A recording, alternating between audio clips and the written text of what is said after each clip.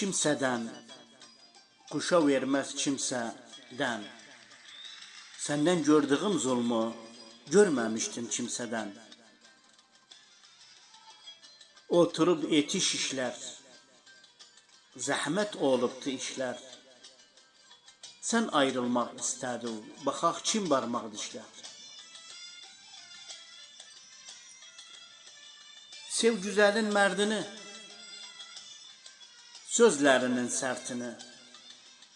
Azalt bir gün, bir ayda ürəcimin dərdini.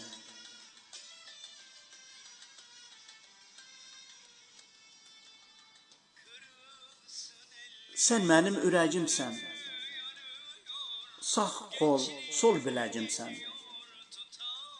Səndən mən vaz geçmərəm, sən mənim diləcimsən.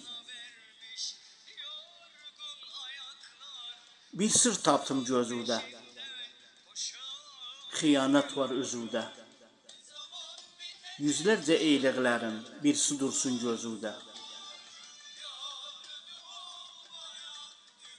Yerə vurdum kürəcim, damdan düşdü dirəcim.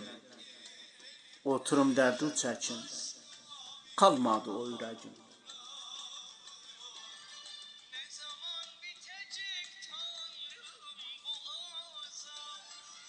Yol açıqdır, gedirsən yol açıqdır. Necə aldandı gevlim, sən odan yola çıxdı.